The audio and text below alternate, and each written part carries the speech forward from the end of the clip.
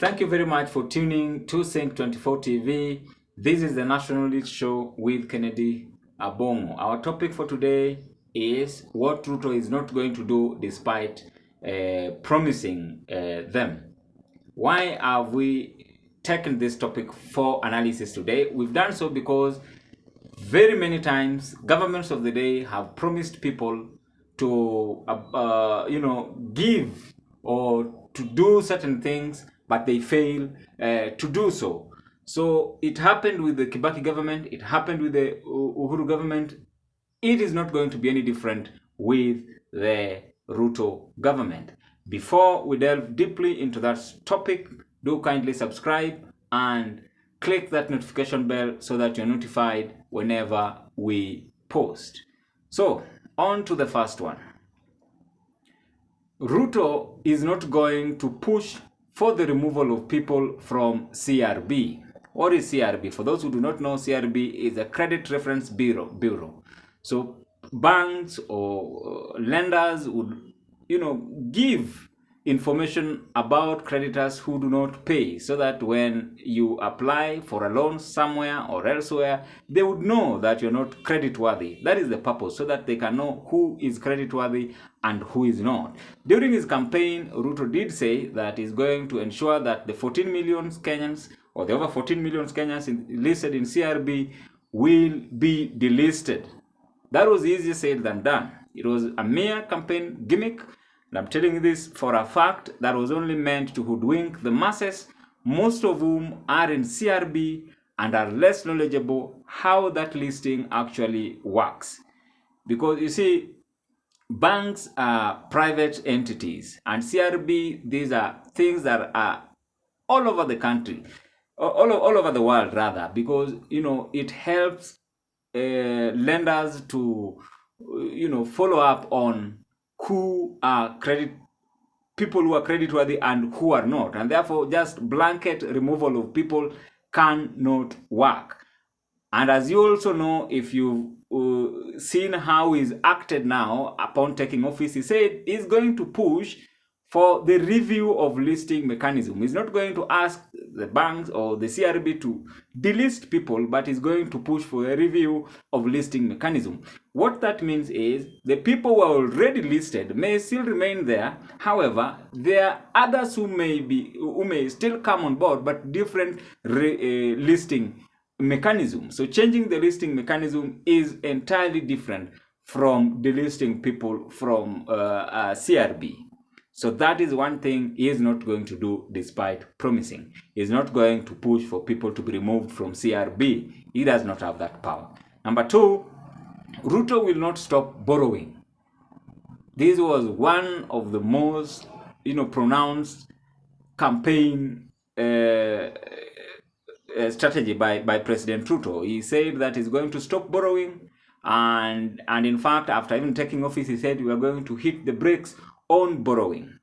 But what we are being treated to is a government that is already crying that they do not have money. And if you look at the snippet of what the budget of this next government will have, shows that the government will require more than 400 billion for development, and Treasury does not have that money.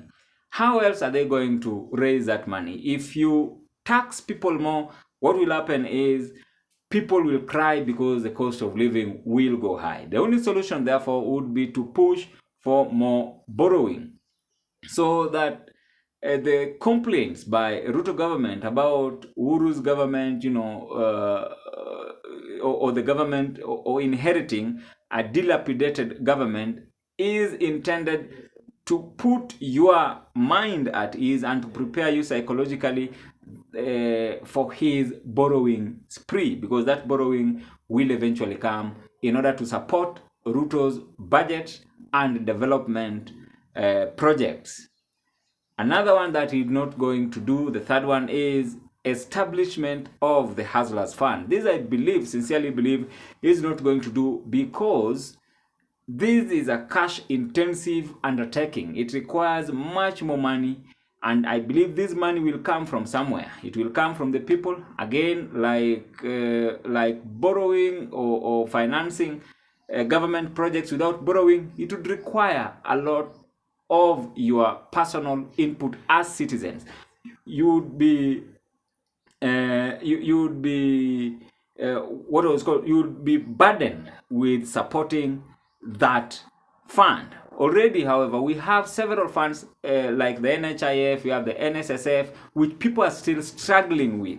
People are still struggling with paying those ones, and now you are bringing another one called the Hustler Fund. So tax issue, because Hustler Fund will require is tax incentive, is capital or intensive or cash intensive, the citizens will have to take most of that burden, and that will be through tax. So this is another one that will be like the laptop promise of 2013. You may set it up and then only for you to see that it was something that was set up. Eventually it will fail, like the laptop promise fail. And then the fourth one, which I believe is not going to do, is the kitty for women rep to develop something akin to CDF or Constituency Development Fund. President Ruto had promised people that or women rep, that is going to also set up a kitty for them in order to,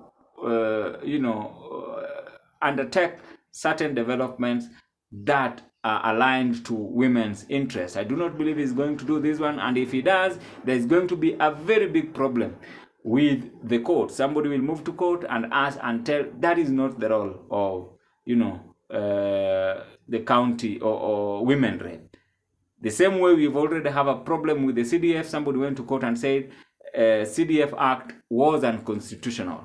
Even though Ruto is still insisting on it, there is that bit of a fight that will still remain with respect to CDF. And then if you introduce another kitty for women rep, it will just widen that the breadth of that war. So those are the four things we believe Ruto promised and is not going to do them.